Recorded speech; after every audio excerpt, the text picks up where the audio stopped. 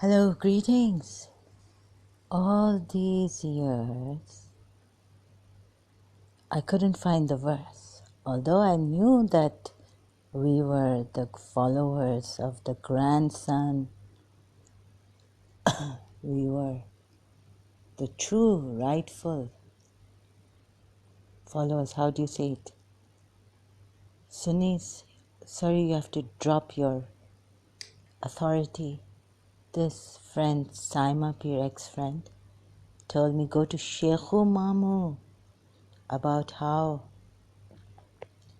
the Quran translation and interpretation. Learn from my Sheikhu Mamu who knows, who has been to all these debates and who goes into all these religious. So I needed a verse, and at that time I couldn't find a verse, and I said, no thank you. Still I said, no thank you to her in the inbox Facebook when I was in Karachi. We were communicating, she was in Dubai, through the Facebook inbox messenger. So I said, no, I'll ask my ulamas. And the ayat should have been there. But I felt so crippled, right? All these years, like on what authority? The Sunnah of Prophet Muhammad you are following? Ahle Sunnah, Sunnis. Muslims say Quran only by following that hadith of Umar bin Khattab, who said that the Quran is enough after the death of the Prophet Muhammad. And no, on his deathbed also, when he said he's delirious, don't give him the pen and paper. You can read the whole thing, whether even afterwards Umar bin Khattab or Abu Bakr said that he's dead. Those who worship Prophet Muhammad know he's dead. So all this going on, and the Shias are Rafidis and Kafirs, disbelievers and rejectors, and they are what else? Innovators. They are innovating in religion, and they should be killed, and we shouldn't go close to them. Now I found the ayat. So at least this for my former self as a Shia, and not for myself, but for the Shias being persecuted in Syria, even Ismailis. I heard from Salim Lalani recently. I went to his video, which was uploaded some months ago. So Salim Lalani was saying that it is not me, and if you would take me also as an ex-Shia and say, why are you doing this? Shias were already being persecuted, right? Since a long time, Ali's time, and all this, we used to say, it hasn't come recently. Where was, like Salim Lalani said, where was Salim Lalani then? He was a Ismaili Shia then. Like, for example, I was a Shia. So sorry, I just opened YouTube and the sound went on of a video a little bit slightly. Sorry about that.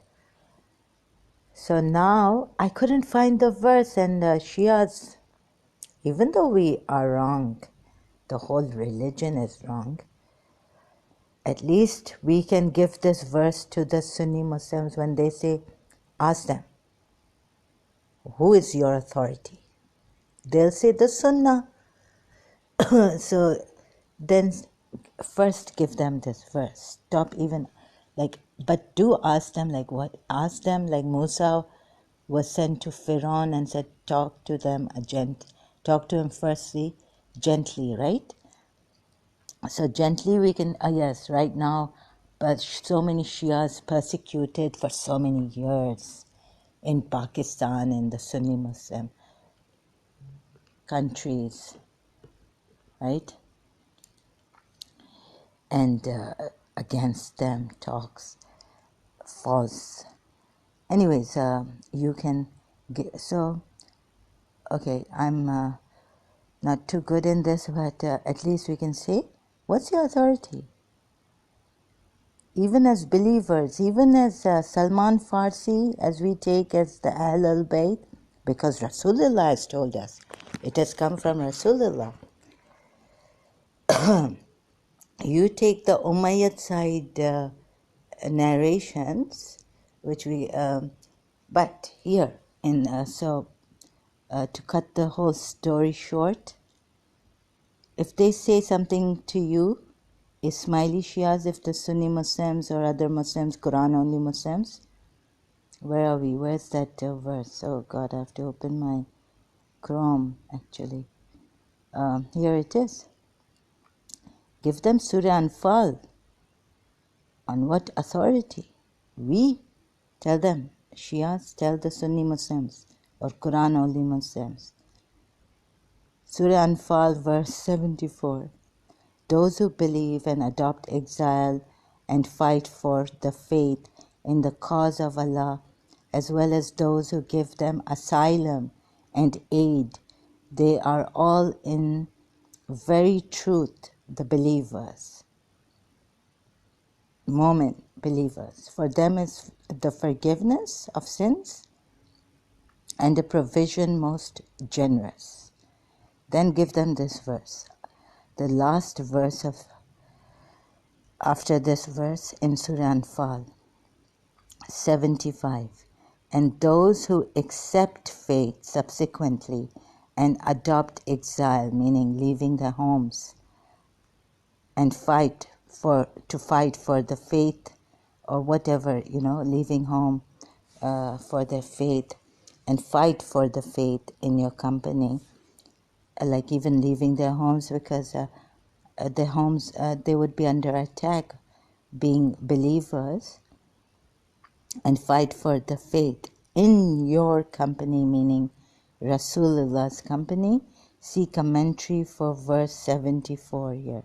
So you can open the multilingual Quran Shia site for the Quran and see the commentaries below these verses, below verse 74 of Surah Anfal. And now I'm reading this again. So sorry for the, explanation in between the verses. But I have to show you. And fight for the faith in your company, meaning Prophet Muhammad's company. Meaning now they are the Sahabas of Prophet Muhammad, Sunni Muslims. They are of you, like Prophet Muhammad told Salman Farsi, you are of us, the Ahl al-Bayt. You are of my Ahl al-Bayt. But kindred by blood have prior rights against each other in the book of Allah. Right? Now, how would the Sunnis understand this and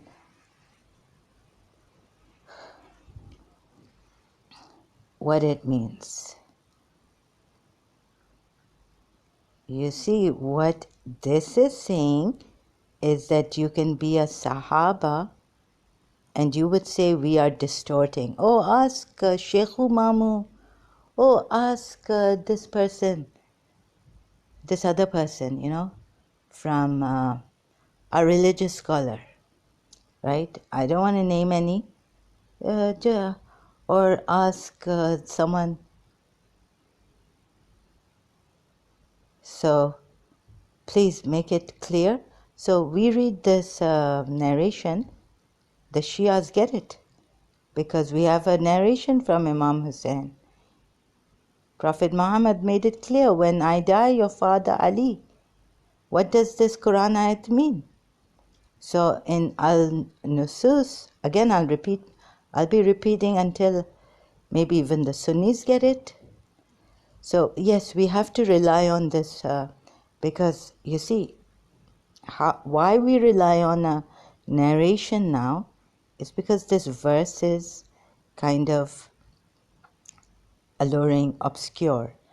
Alluring to what? Why has God put here after saying this, like we would think, what is the reason? There's always a good reason for something, and God's reasoning is the best. If you say this, like through the Sunni Muslims also, right? God's reasoning is the best. But kindred by blood have prior rights against each other in the book of Allah. Why would God just put and those who accept faith subsequently, he's talking about those who accept faith subsequently and adopt exile, meaning they leave their homes because they're under attack, or they, just leave their homes for Islam, their faith, to spread it or something like that, and fight for the faith in your company. Meaning, in whose company? Not in Abu Bakr's company, not in Umar's company. Who did this Quran come on? Prophet Muhammad's heart by the trusted spirit, namely Angel Gabriel. Faith, fight for the faith in your company, they are of you.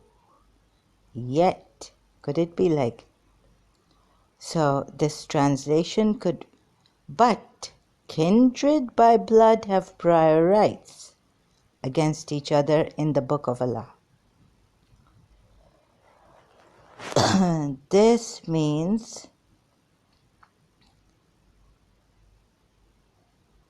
that the succession, this means who are the true upholders of this religion, who are your guides, who are the true interpreters of this Quran, solely them, meaning Ali, Hassan, Hussein, and the following Imams after Imam Hussein.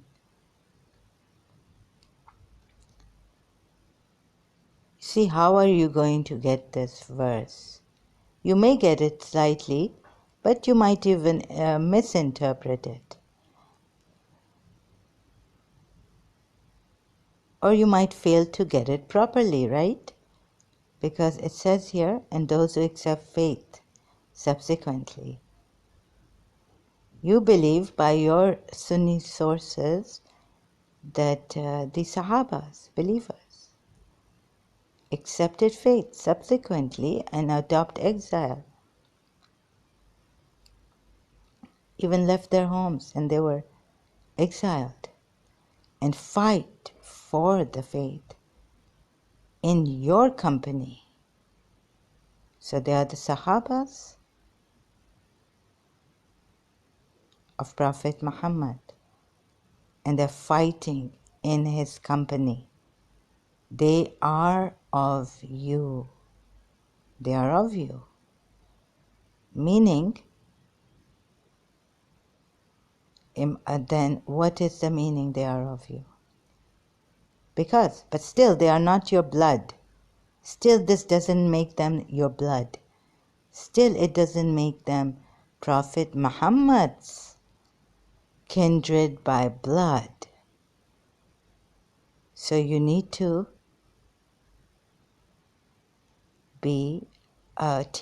explain properly. You need to get access to the hadith, Quran only, Muslims.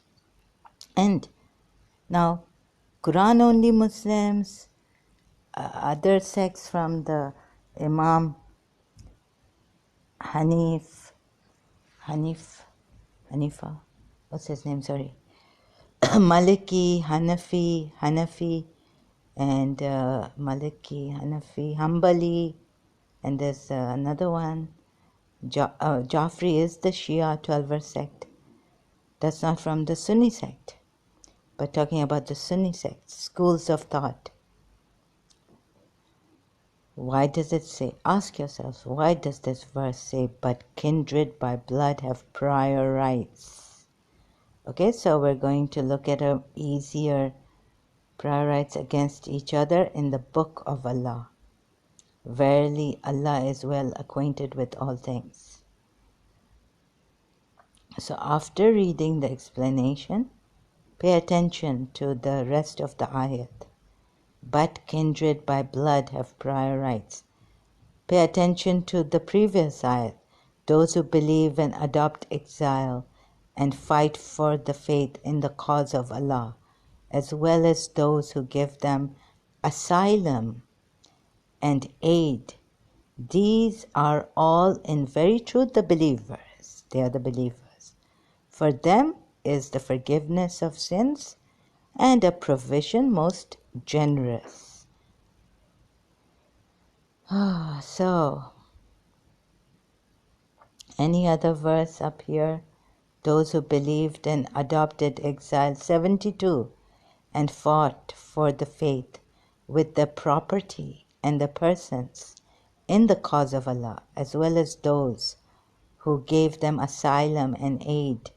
They are all friends and protectors, one of another. I could go to the Jews thing excluding the other. Why did the Jews exclude the others and they are blamed in Surah Jummah? But that is not my subject here, right? This is not my topic here in this video. So I found it, you see. I have been saying, well, you have made them protectors, one of another. And friends, these are all friends, meaning of you and meaning of Allah. And protectors, one of another. As to those who believed but came not into exile, you owe no duty of protection to them. So as to those who believed but yet did not come into exile, leaving their homes or being thrown out or asked to leave homes, their country, their city, their hometown, exiled for faith, even who did not come into this, you meaning now, you as Muslims, Mu'min, believers, you owe no duty of protection to them until they come into exile. But if they seek your aid in religion, it is your duty to help them, except against a people with whom you have a treaty of mutual alliance. And remember, Allah sees all that you do. Now the point here is that, okay, the verse 73 is about the unbelievers are protectors one of another and oppressors and creating mischief, tumultuous, not important for my point here. So I jump to 74 verse. Those who believe, again, those who believe and adopt exile. Even those who believe and adopt exile and fight for the faith in the cause of Allah. Okay? As well as those who give them asylum and aid. These are all in very truth the believers. They are moments, believers. For them is the forgiveness of sins and a provision most generous. Last verse of Surah Anfal. And those who accept faith subsequently and adopt exile and fight for the faith in your company, meaning Prophet Muhammad's company, they are of you. Now, if you don't know, how would you take it? I'm just thinking. But kindred by blood have prior rights against each other in the book of Allah.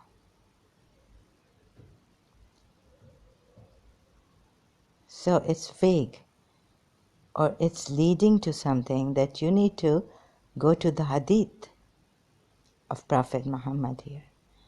So you look at the Sunni hadith about this. What does the Sunni hadith say about this? The Shia hadith is very clear. Prophet Muhammad has told Imam Hussein about this for us. And then, what is the kindred by blood? What are the rights? Right is succession. Right is that no believer has the right, if any hadith does not come from Ali, Fatima, Ali, Hassan, Hussein, who has given you the right? Even the Quran does not give you the right. The Quran explains, no, the Quran has written this verse to mean what? How do you take this verse? Sunni Muslims. Again, misinterpreting it. How have you done it? So let's see. Hello, yeah, I took a break again. The azan went on also, so waited. Anyways, here I am, how the Sunnis interpret this. You see, it's open to interpretation now. It's a vague. I would need a Shia to question this all around through all sides. Their reasoning power about inheritance spoils of war. Is it about inheritance? The footnote here, Sunni side says, this applies to Muslim relatives only. Others may be given by bequest. See verse 4:11, which is about inheritance. Surah Nisa, verse 11. So now this verse, being open to interpretation and wanting to understand it even more clearer, and this is about fighting, believers, emigrated, fought with you. So this is Sahih International Translation, or I'll just from Quran, word by word, Arabic. Verse 75, Surah Anfal. And those who believed from afterwards and emigrated and strove hard with you, meaning with Prophet Muhammad, then those are of you, meaning of Prophet Muhammad. But those of blood relationship, some of them are nearer to another in the book of Allah. Indeed, Allah of everything is all-knowing.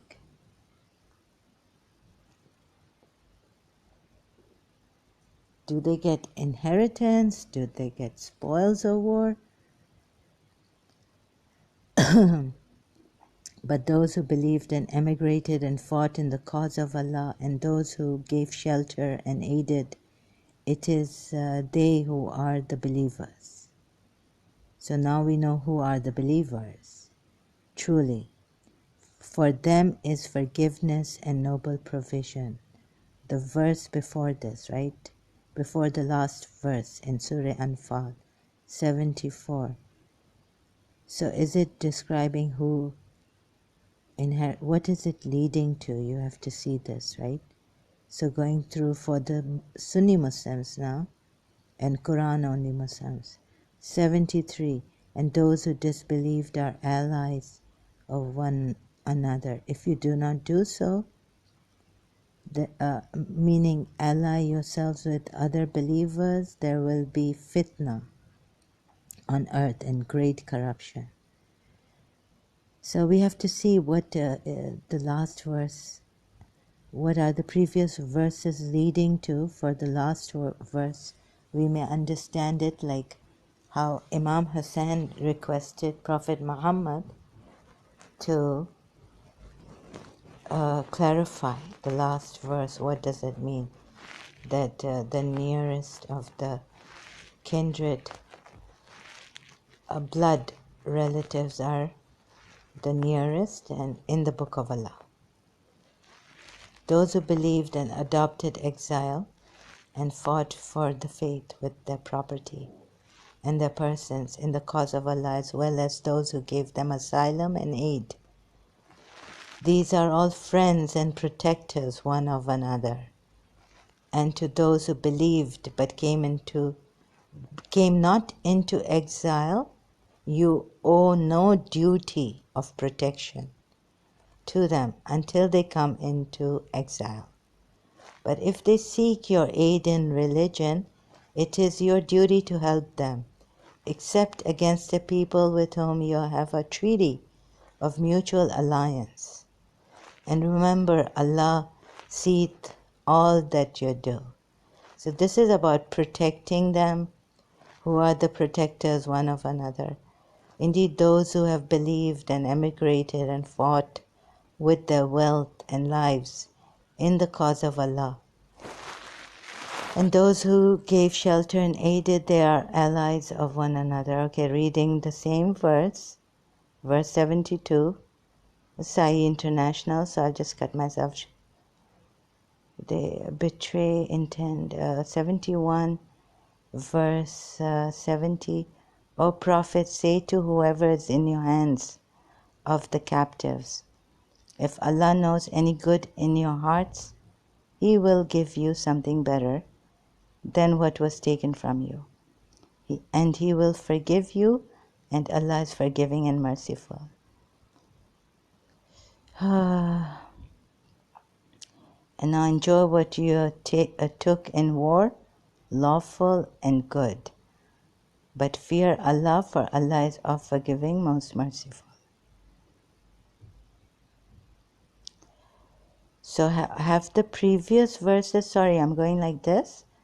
It's raw. We're discovering as I am recording this video and not live on Facebook. So who gets the inheritance? It's already explained in Surah Nisa, right? It is not for a prophet to have captives of war until he inflicts a massacre.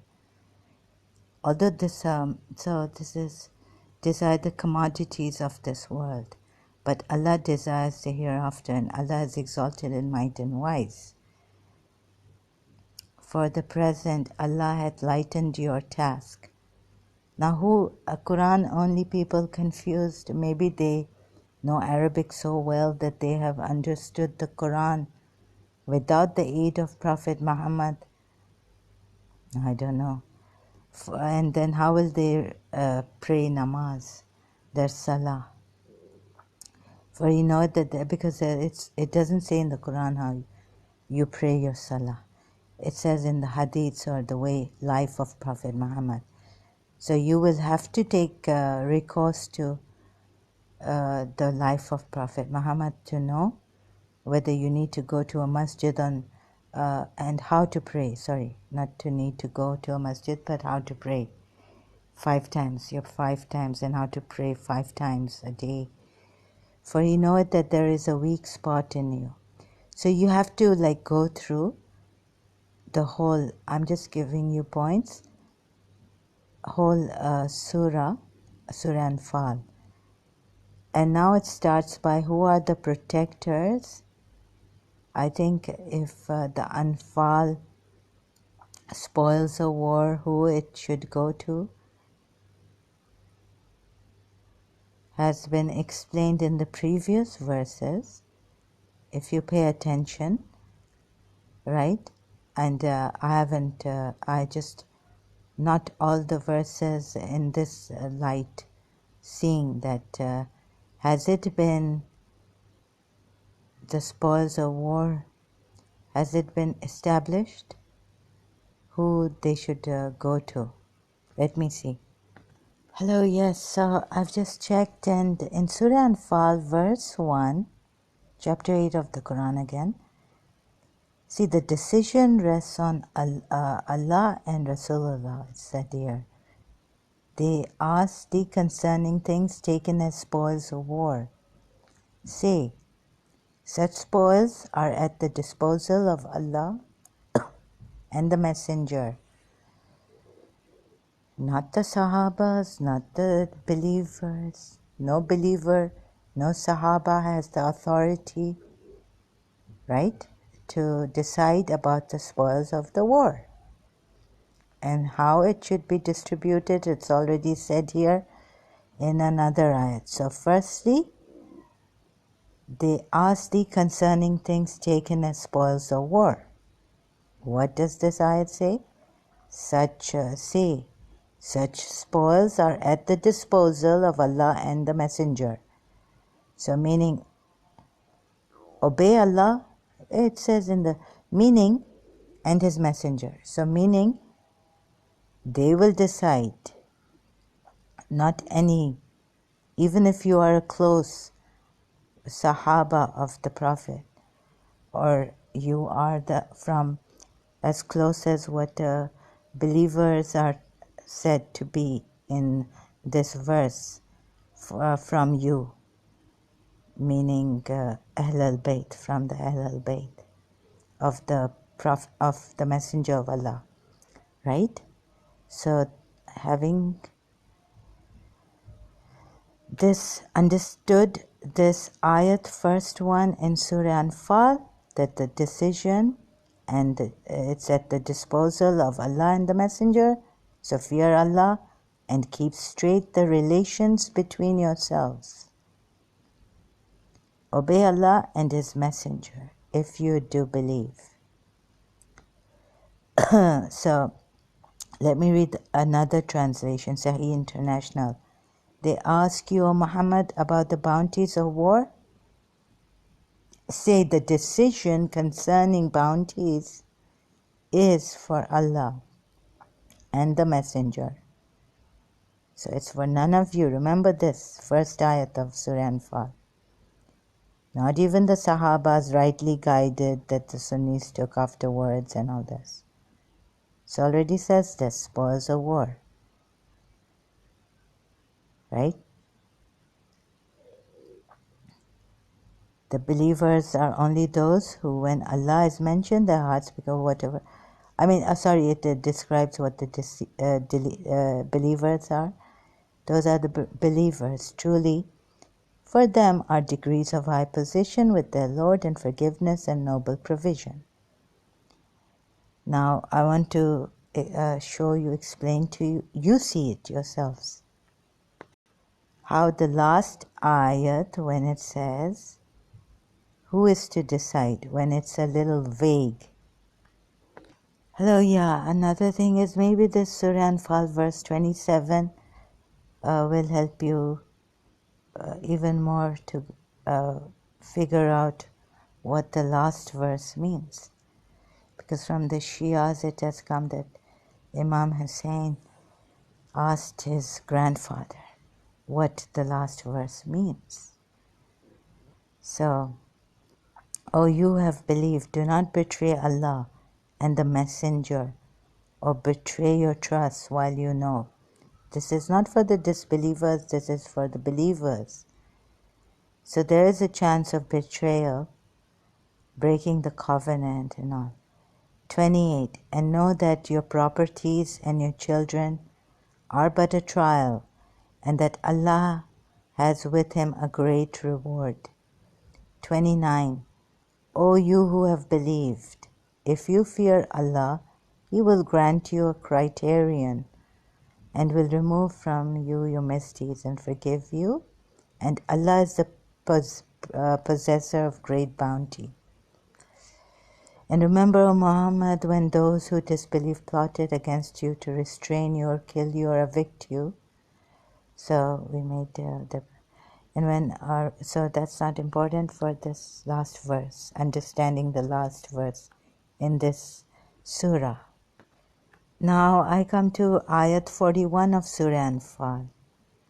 And know that anything you obtain of war, booty, then indeed for Allah is 1/5 of it, and for the Messenger, and for his near relatives, and the orphans, and the needy, and the stranded traveler.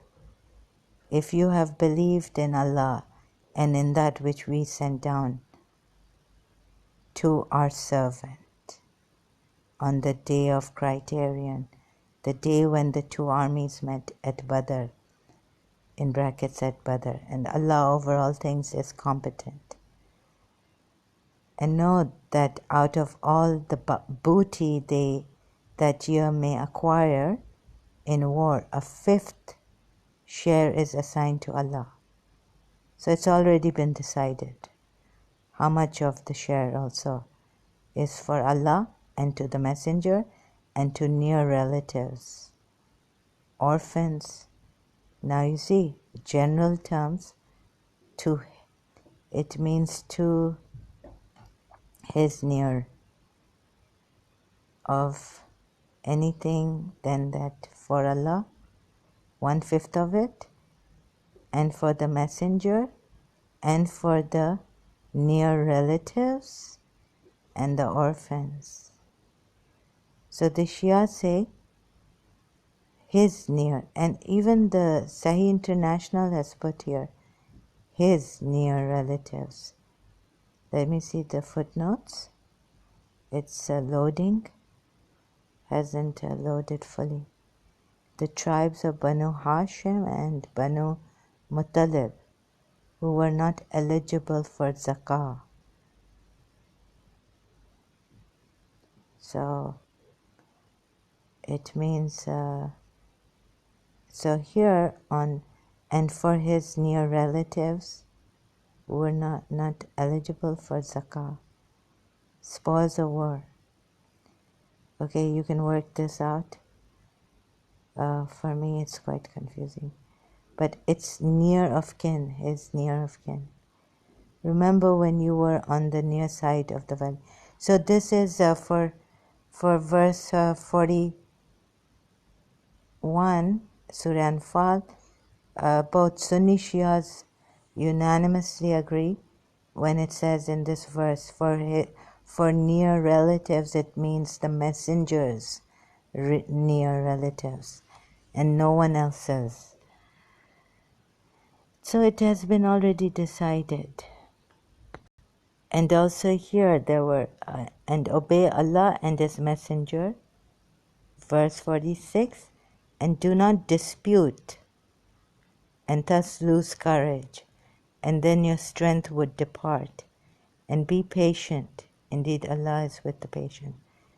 So do not dispute, believers. Obey Allah and His Messenger. Doesn't say Sahabas here, right? Doesn't say believers. And what does that other ayah say when a thing is decided by Allah and the Messenger? No one has a say in that. Surah Azab ayat. And there's another one when the Messenger gives you something, take it. Right? Don't dispute about it. I'll show you that verse later on. But right now I'm looking at Surah Anfal verse. Maybe I should show you that verse where when the Messenger gives you something, take it.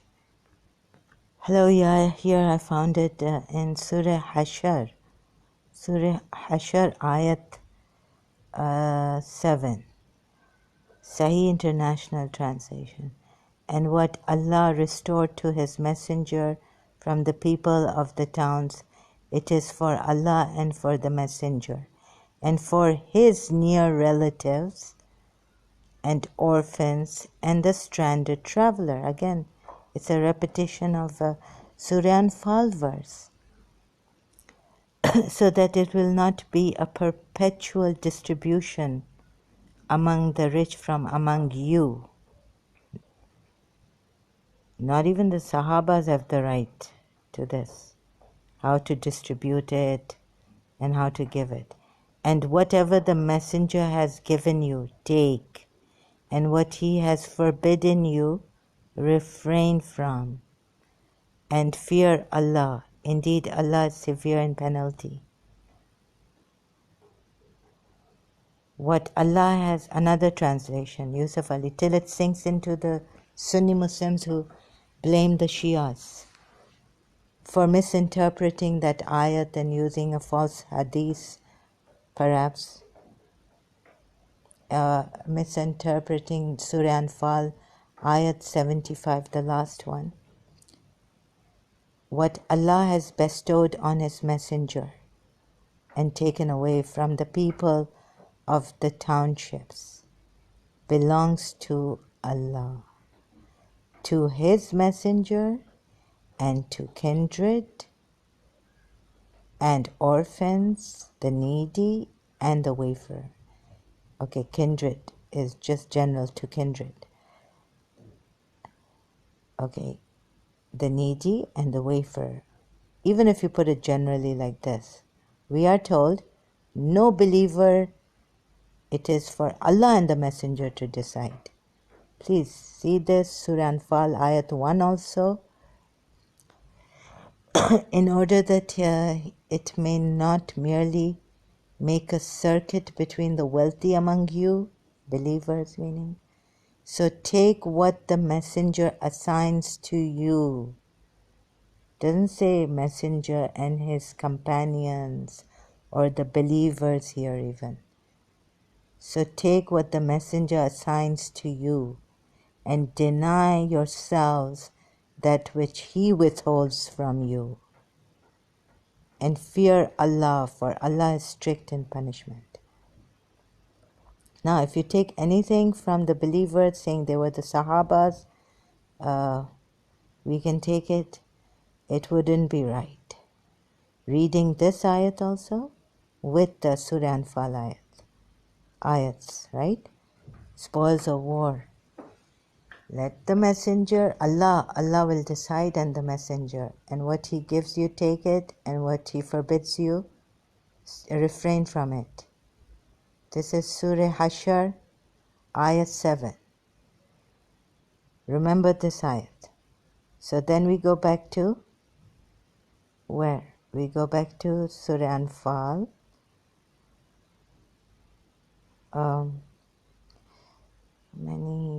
Where is it? Surah Anfal. So I've come, and remember when Satan made their deeds pleasing.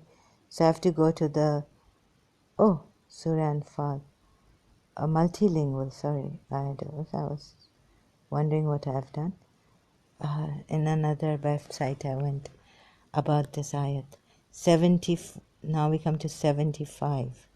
And those who accept faith subsequently and adopt exile and fight for the faith in your company, they are of you,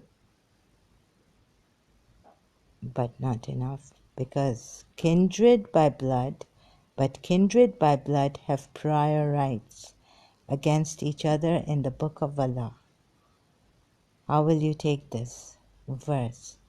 As a Sunni, you will again deviate and go to first succession and say that, he gave it to Abu Bakr. You see, here the verses are explaining that even Abu Bakr type of high standard believer, right, and Umar, anyone with him who accepted faith, they adopted exile and fought for faith in his company, messenger, in your company, meaning in the messenger's company, they are of you. But why does it say here, but kindred by blood have prior rights against each other in the book of Allah?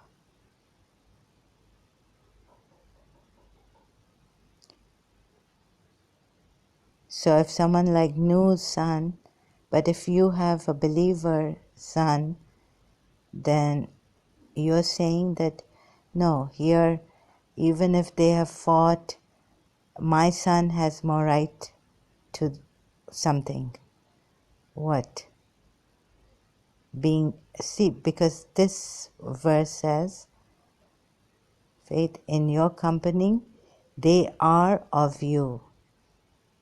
They are of you. Of whom? The messenger. of Allah. And now, the kindred by blood have prior rights against each other in the Book of Allah. What does this mean? That your kindred accepts faith and adopted exile and fight for the faith in your company, they are of you. And it doesn't even say they have rights to the spoils of war or to inheritance. It doesn't say that. So what is it actually saying? Because it's already mentioned in the earlier verses. And in Surah Nisa, you can get inheritance. Who can get inheritance? It is written in detail. So it's not even about inheritance right now. It's saying, what actually is it saying? It's actually saying what faith, those who have faith, adopted exile, but they still, having fought in your company, they are of you. So maybe there's been a mistranslation of this verse by the Sunnis also, that but kindred by blood have prior rights. Your kindred have prior rights against each other in the Book of Allah. It would mean that Prophet Muhammad, even if you have fought, you are the best of believers, you will get a generous reward. It mentions here forgiveness of sins and a provision most generous. Provision is mentioned here in the verse 74, as well as those who give them asylum and aid. So all these, right? So what is it actually? Have I missed something? Have we Shias missed something? Faith, and those who accept faith subsequently. So the Sunnis will say this is about those later ones after they emigrated, right? And adopt exile and fight for the faith in your company. They are of you. But this is a continuation of that verse. Those who believe and adopt exile. Because here comes, but kindred by blood have prior rights. Right? Do you understand what I'm trying to explain to you? This means that even those who believe, prior verse it says, and even unbelievers are protectors. This is 72, those who believed and adopted exile and fought for the faith with their property and their persons in the cause of Allah, as well as those who gave asylum and aid. These are all friends and protectors one of another, right? As to those who believed but came not into exile, you owe no duty of protection to them until they come into exile. But if they seek your aid in religion, it is your duty to help them. Believers' duty to help them, except against a people with whom you have a treaty of mutual alliance.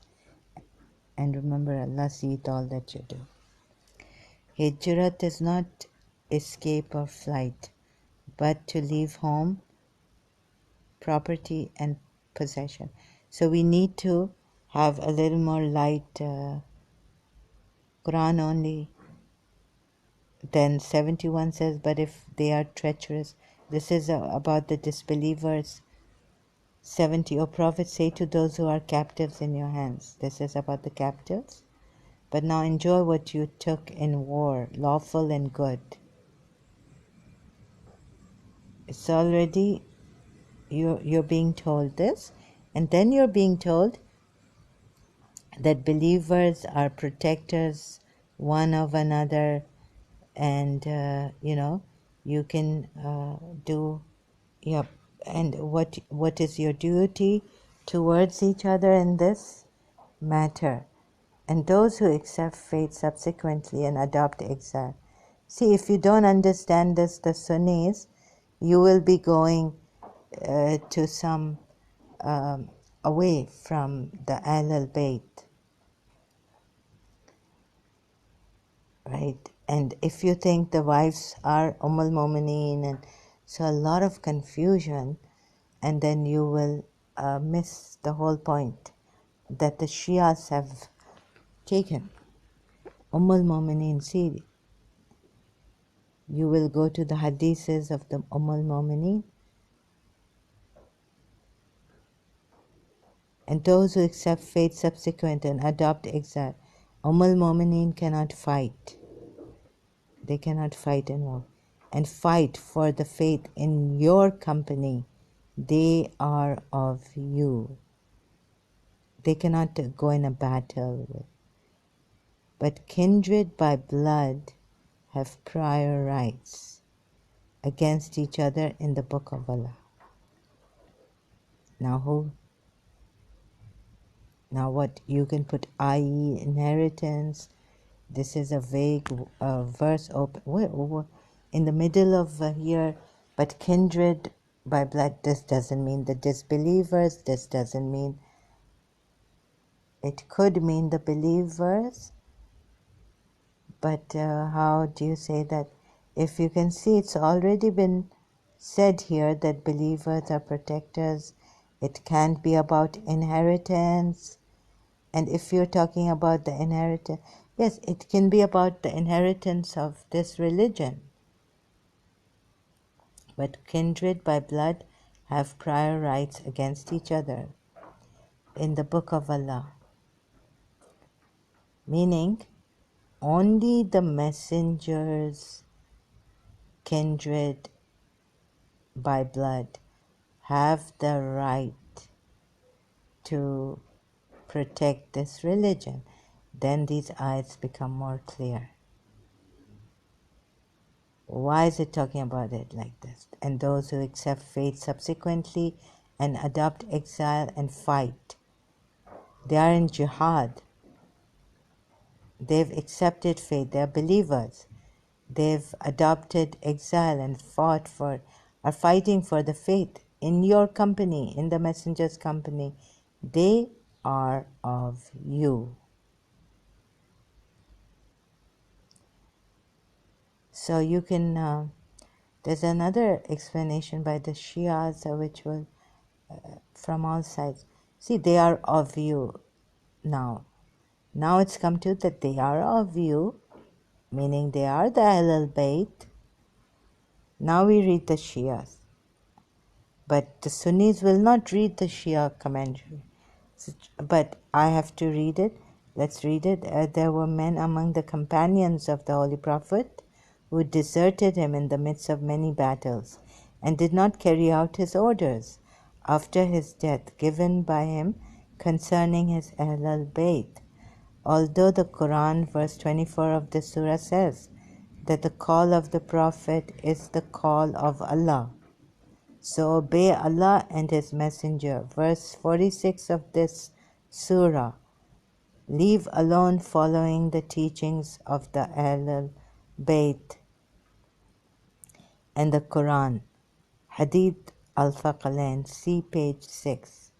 They not only deprive them of their divinely bestowed rights, but also persecuted and killed them.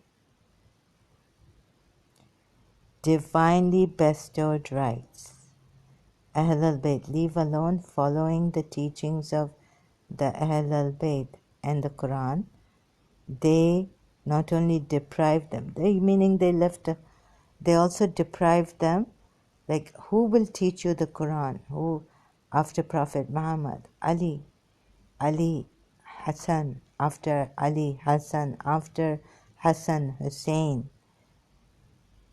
So that's why this part 75, now coming to the verse of Surah Anfal, they are of you, but kindred by blood have prior rights against each other in the book of Allah. Meaning, although they are of the Ahl al-Bayt, they are of Prophet Muhammad, still the kindred by blood have prior rights against each other in the Book of Allah.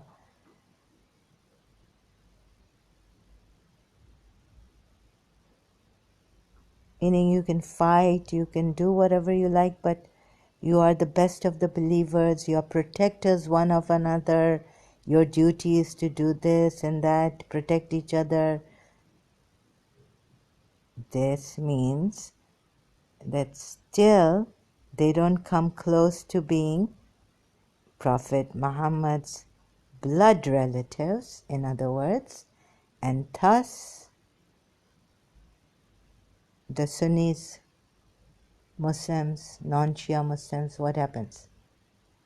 They fail to understand this ayat. Thus they go to religious scholars from without the blood, not coming to Hassan, Ali, Hassan, Hussein. And they are divided. Schools of thought, Malaki, Hanbali, and Hanafi. You see, they are divided. And if you point to the Shias, that the different Imams, we will do that later, pointing to that, right? There's also division in Shia Islam, okay? But you look at this verse here for once, just get this verse right. So then we may proceed to the other problems and things, right? Divisions in Shia Islam.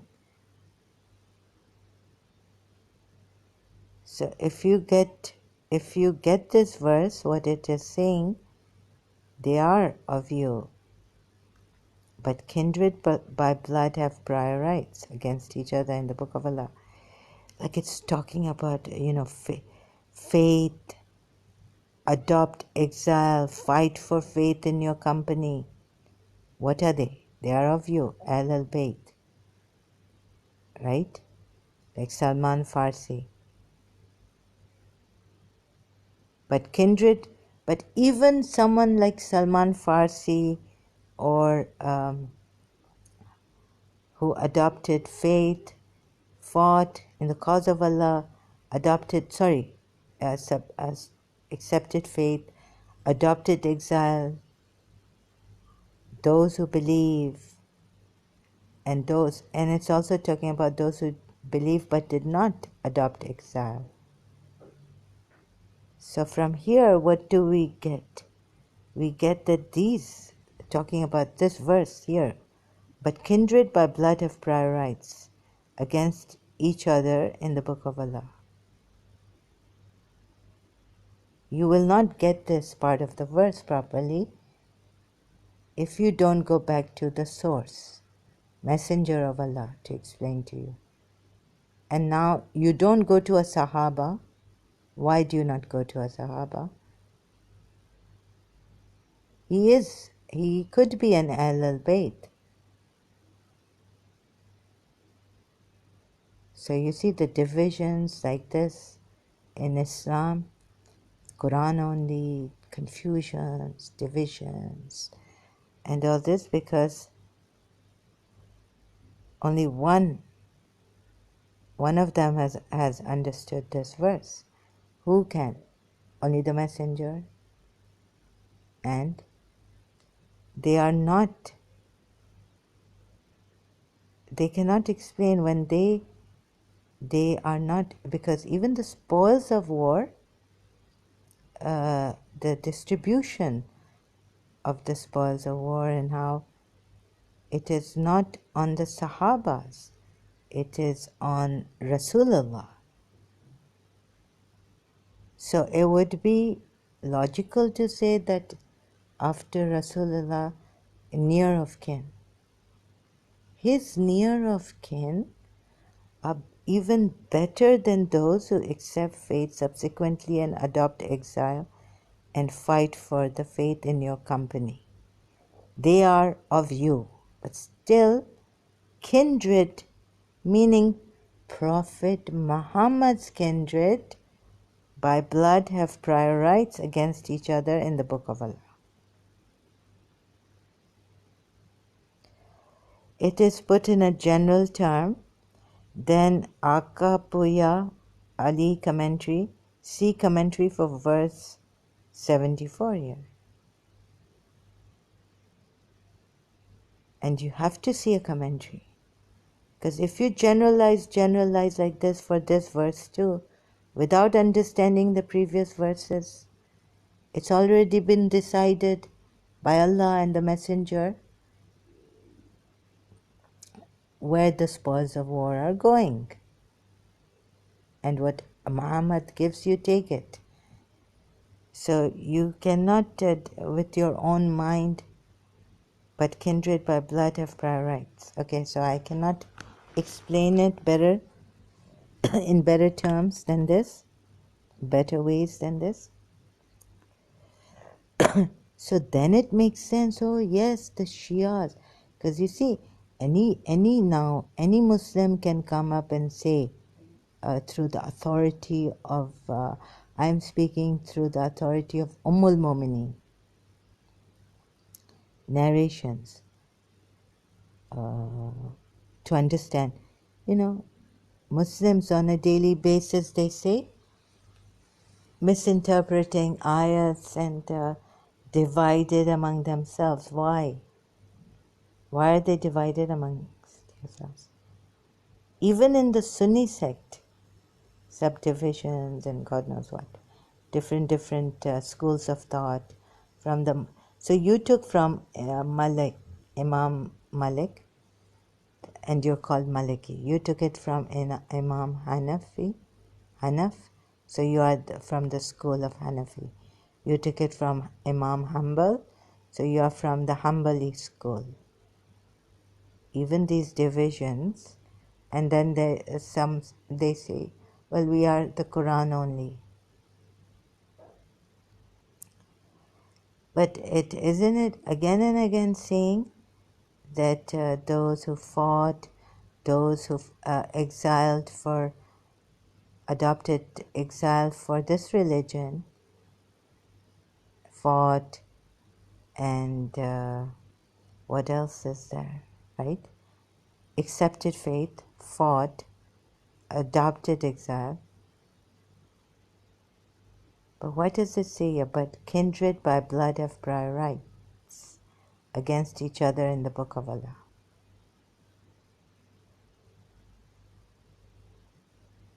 Who are you going to ask?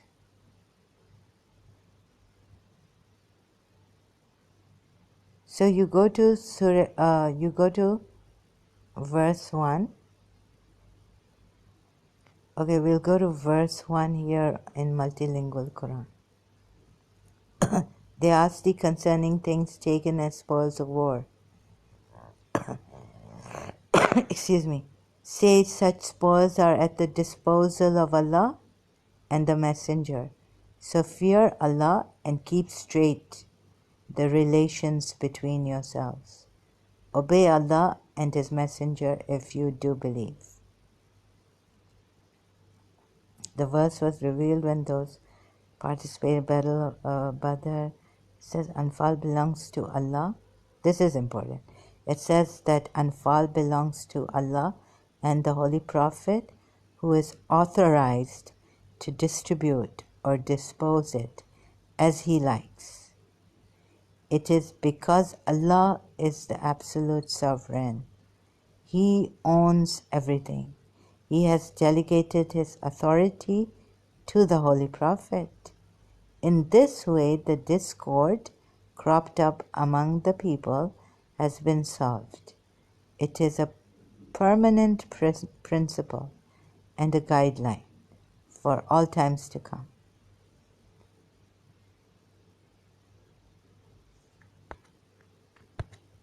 Okay, it's not pausing. I just want to pause it and get to another verse here in Surah Anfal and then the commentary. Excuse me, yeah, I found the verse. It's 41 again of Surah Anfal. And know that out of all the booty that you may acquire in war, a fifth share is assigned to Allah and to the Messenger and to near relatives, orphans, the needy, and the wayfarer. If you do believe in Allah and in the revelation we send down to our servant. Very important on the day of testing. Okay, and so on and so forth. But here, just to explain this last part, and my energy is gone. When verse 26 of Bani Israel says, "Give the kinsman his due," they are Fatima and her children, the Ahlul Bayt, according to Tafsir Dul al-Mansur. And that which Allah gives as wealth unto His Messenger from the people of the towns, it is for Allah and His Messenger and for the near of kin. Hashr, Surah Hashr, verse 7. The Holy Prophet said, "Recognize the rights of my pious and upright relatives for the sake of Allah. And as for those among my kinsmen who are less careful in the matters of religion, pay their dues for my sake, because sadaqah has been forbidden to them. The day of distinction is the day of the battle of Badr," explaining this, the verses.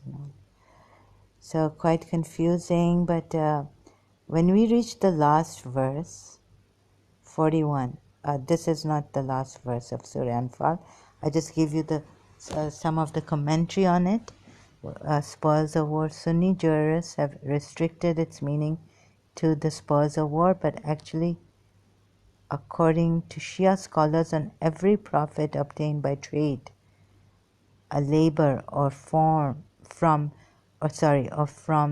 mines or from sea or by means mentioned in the books of fiqh, payment and khums obligatory. They go to the, where do they go? So it says here. Anyways, so even if you can be from the Ahl al-Bayt, and we are told only Salman, Prophet Muhammad. So, and those who accept faith, back to the last verse, I'll be closing it. And those who accept faith subsequently and adopt exile and fight for the faith in your company, they are of you, but kindred by blood have prior rights against each other in the book of Allah. So you'll get confused if you don't go to Imam Hussein's saying here. See, it's a continuation of this, right? Those who believe and adopt exile and fight for the faith in the cause of Allah. You may say that all these are, there's a good provision, most generous, forgiveness for them. In truth, these are the believers. Those who believe and adopt exile, fight for the faith in the cause of Allah, as well as those who give them asylum and aid. These are all in very truth the believers. In very truth the believers. It's describing what the believers are. What are the believers here in these verses? It's describing. And those who accept faith subsequently and adopt exile and fight for the faith in your company, they are of you. Now it says they are of the Ahl Bayt. Okay? More confusion. But kindred by blood have prior rights against each other in the book of Allah. Not for inheritance. Or what? That they are of you. Then all of a sudden it's talking about, now it's closing to inheritance. Who have more right? meaning more than the Ahlul Bayt, you Ahlul Bayt, the kindred have more prior rights against each other in the Book of Allah. Meaning these people, these believers who have fought and all this, but kindred, meaning the believers' kindred, meaning the Ahlul Bayt of Rasulullah's kindred, who haven't even fought or anything, have more blood by kindred. So here it is, I think, I don't get it. I need to rest on this. But what now when I see this, it means I'm just not able to explain it properly. But when I read Imam Hussein in Al-Nusuk Asa, Imam Hussein bin Ali, who said when Allah sent down the verse, the blood relations are nearer one to another in the Book of Allah, the Imam requested the Holy Prophet to explain it. Like for what? What is it kept here in this verse? The Holy Prophet said, when I die, your father Ali, who is nearest to me, has a better title than anybody else for succeeding me. When your father passes away, then your brother Hassan has a better title than others. And Hassan passes away, you have a better title for succeeding him. So, you see, where is it? What is there were men among the companions of the Holy Prophet who deserted him in the midst of many battles and did not carry out his orders after his death given by him concerning his Ahlul Bayt, although the Quran verse 24 of this surah says that the call of the Prophet is the call of Allah. So obey Allah and His Messenger, verse 46 of this surah. Leave alone following the teachings of the Ahlul Bayt. You see, there was some Ahlul, here some problem has come in this verse that actually even the maybe have the Shias missed, because those who accept faith subsequently and adopt exile and fight for faith, for the faith in your company, they are of you.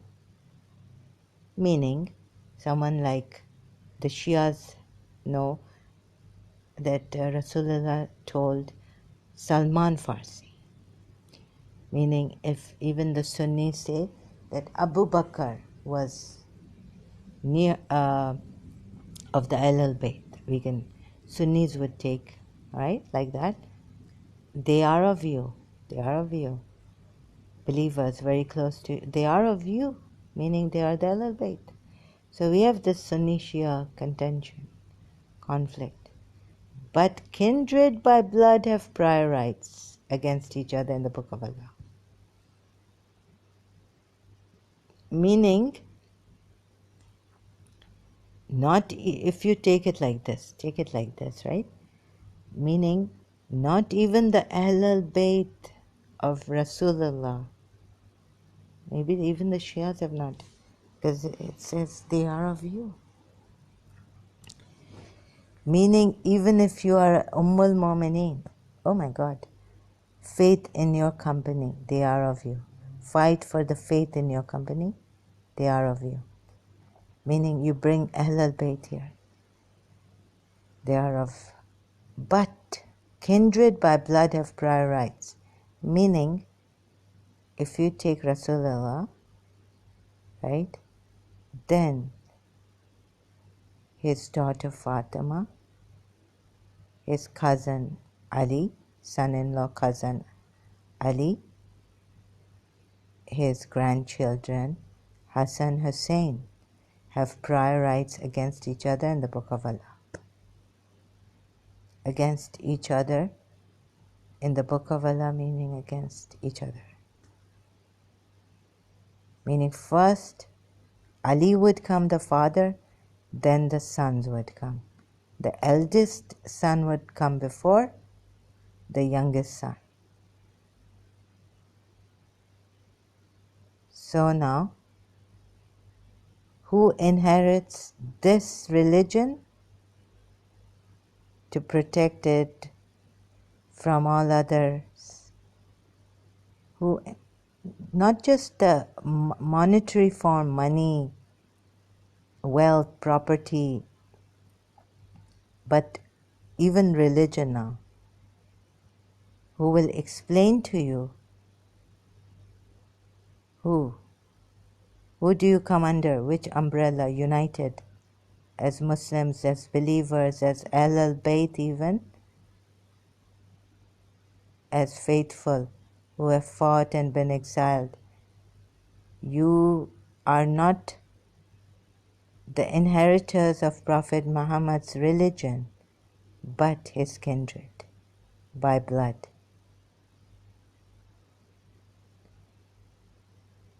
So, meaning no Imam Maliki, no Sahaba, no one, not Abu Bakr, not Umar, not Uthman, but his kindred by blood.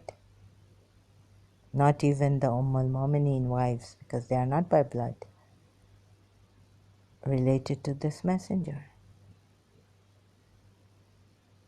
So now you follow the present Imam from after Ali, Hassan, Hussein. You follow Imam Sajjad, you follow Imam Muhammad Baqir, you follow Imam Jafar Sadiq, and from Imam Jafar Sadiq you don't go to his student Hanif, you know, you don't go to his Hanifa, you don't go to his student to ask about the religion and all this. You go to Imam Jafar Sadiq. Okay? This is what it means. And I found this verse. So when the Sunnis were telling me this and that, and they're like, go to this person and know the interpretation, yours, how do you, to understand what khamar is and how to, if you can't find even a Sunni hadith, and how, so let's say about khamar, you can't find it. A Sunni hadith to clarify, and that it's being debated among Sunni Muslims whether hijab is compulsory and where's the compulsion. So forget the khimar also, covering of the head, but where does it say it's obligatory in the Quran? And so if I explain that my imams have explained, and through the imams it has come to our Shia religious scholars, that this form, this way it is put here, means it is obligatory, the way Arabic is put here, written or. So then I was told, I think you should go to someone, she knew, this Muslim knew, non-Shia Muslim, to her Sheikhu Mama. You see, even the Muslims are having this problem, because she told me that one of her, from the Sunni sects, Muslims, two of them, these ladies, they're trying to, they're in this debate that no, you religious scholars of Sunni Shia, not Sunni Shia, Muslim religious scholars, non-Shia, are wrong about this. And they have been debating, Asma and some other lady, that hijab is not compulsory. But we have an example of Fatima Zahra. So we don't need to have these debates, we thought. Our religious scholars have taken it from the example of how Fatima Zahra lived, right? So the Sunni, all these problems and conflicts and discrepancies and vague, things like they don't. Where is this? How is where is the compulsion? Forget the khimar now. What khimar means? The head covering. Does it mean? But how the verse is put now, they say it's not an obligation. It should have been, for example, this is obligatory for you. So then our Shia ulamas, the way they explain it and the way the Sunnis explain it, and now there have come ladies, Muslim ladies, who say that, and they have also studied the whole Quran, and they have spent their lives on this, given their lives to this, their time, and so they are debating. It's debatable, they're saying. They haven't decided. So whether hijab, khimar, covering of the head is even compulsory. So these problems even some of the Muslims are having. So you can follow Asma and this another lady's name she gave me, my ex-friend. I forgot. I only remember Asma. Okay, so these are the problems these Muslims themselves are having recently in year 2000. Okay, so now I can, so I was like, the authority, when Prophet Muhammad has made it easy, like looking it through the Shia's eyes, right, that he has already what he has decided, and what he gives you, take it. And you are still debating as Sunni Muslims only, Quran only, you are still debating on this. And for us, we know examples have been given by Fatima Zahra's Bibi Zainab, the household, the Ahl Bayt of Prophet Muhammad. So we don't have that problem. So why not take the easy way? Do your research, and instead of, and who gave you authority to say that Ali was not the wasi and what Ali was? Like, where do they read the Quran? How do they understand the Quran? Who has given them the authority to tell the Shias?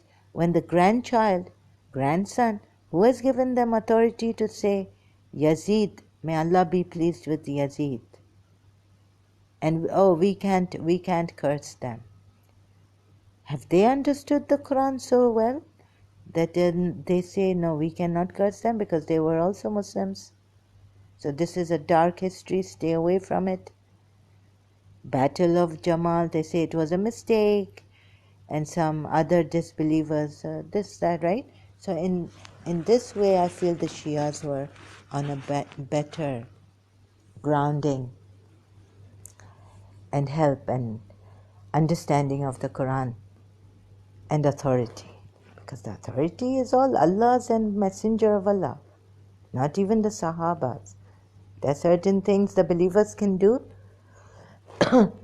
but all authority rests on Allah and the Messenger. And after him, they feel, okay, you are the protectors one of another, but in the interpretation of the Quran, in the saving of the Islam, who could be better than the grandchild of? So this verse gives out to me that even though they fought and they fought to save Islam,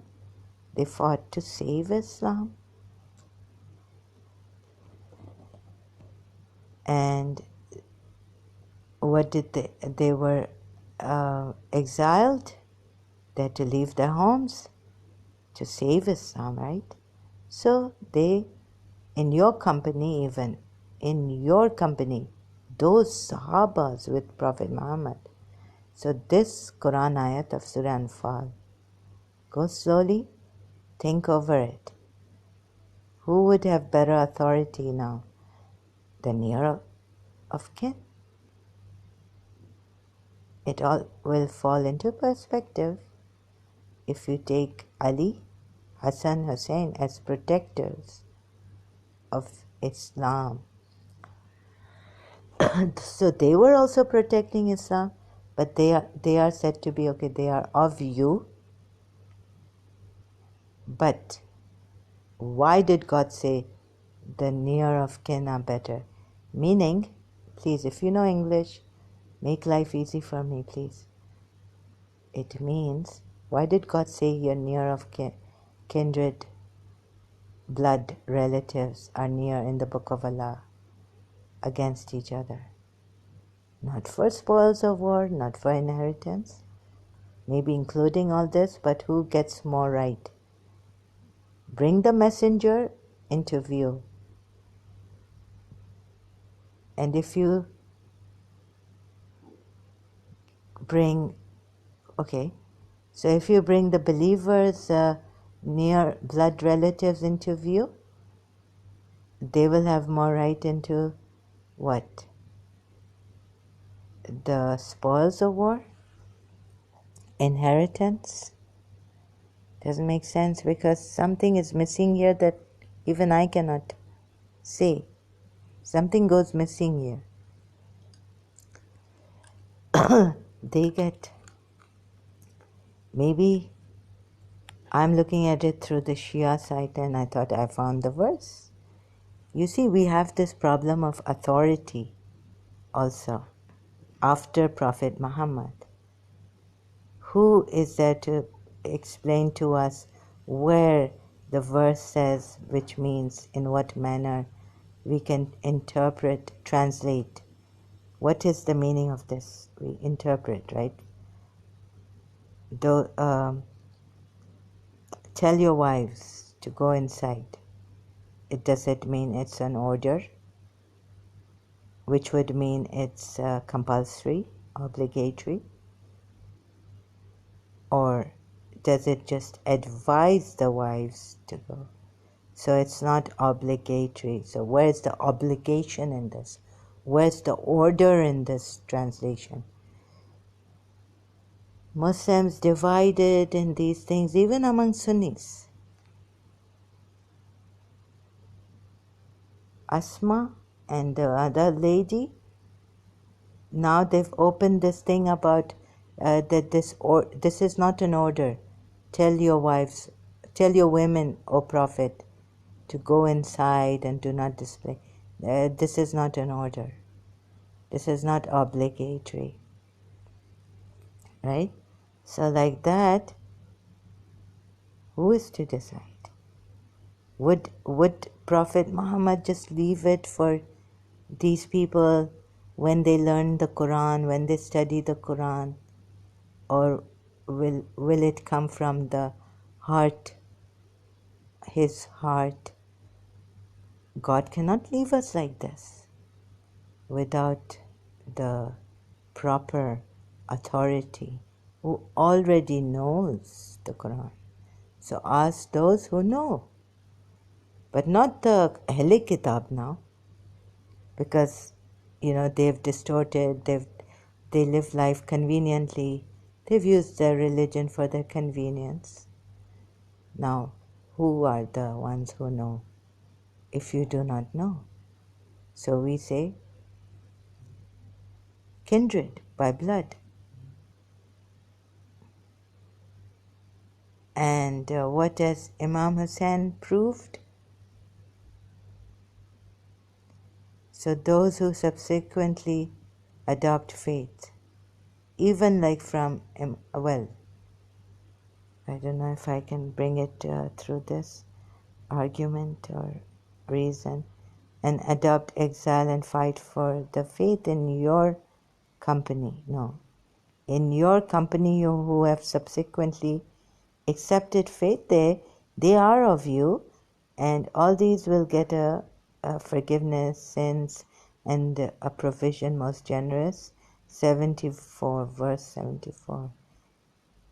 but kindred by blood have prior rights against each other in the Book of Allah. So you can see now the Muslims scattered in conflict, what to take, how to take this ayat, whether to take it as an order. O Prophet, say to those who are captives in your hands, like, is this an order to the Prophet? Does he have to say it to the captives? Or is this just an advice from Allah? Just a suggestion, not obligatory. Like that, right? And so Muslims are divided even amongst themselves, the non-Shias. Some of them are bringing up things like, is this an order or not? Is this obligatory? Was it obligatory on Prophet Muhammad? So, but no Shia came up with like, what? Who gives you the authority when there's a hadith that Rasulullah himself said, "Oh Ali,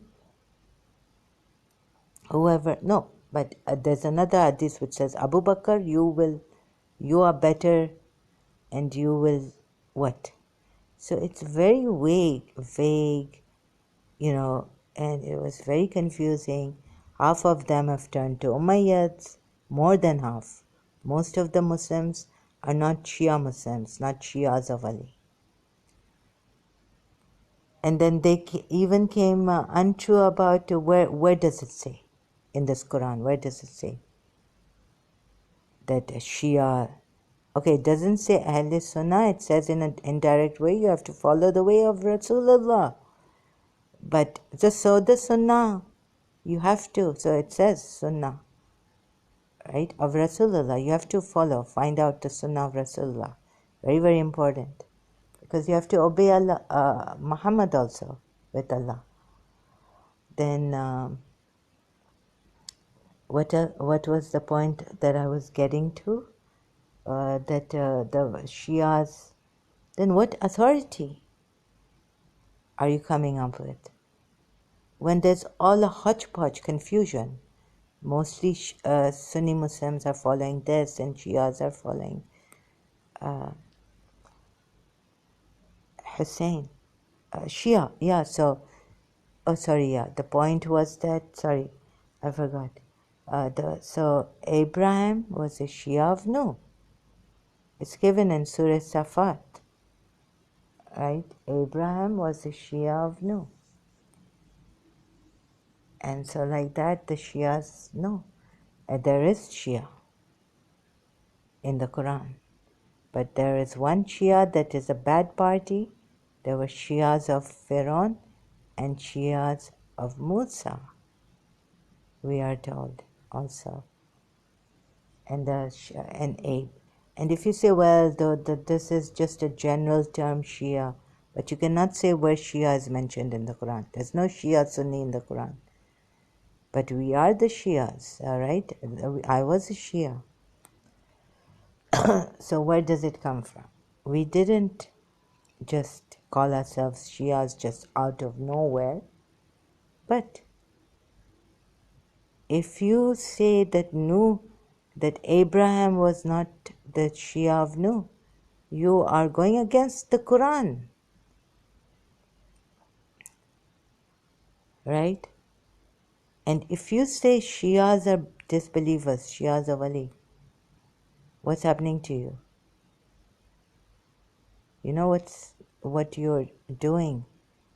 You're denying Abraham being a Shia of Nuh.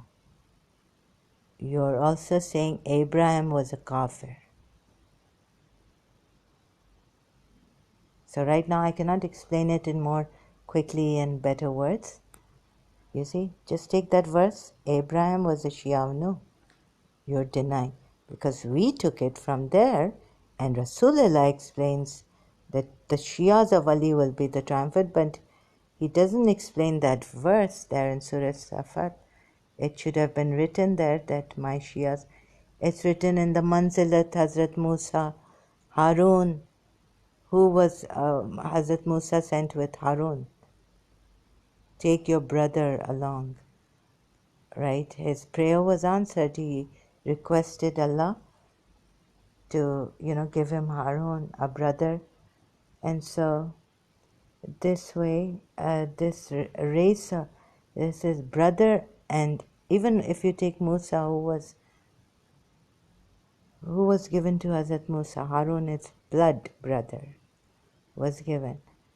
And so we haven't taken back to the Shia thing. If you call us, if you call the Shias now, where I was from, Shia, Islam, if you call them kafir, you're actually calling Abraham kafir. That's what I told them last year, the Sunni Muslims who were debating with me about Shia Islam. Okay, so be careful. Thank you so much. I will continue this later, and please overlook and forgive me. I haven't been able to explain the last verse properly, even now, and it's been like 1 hour 36 minutes. Thank you again.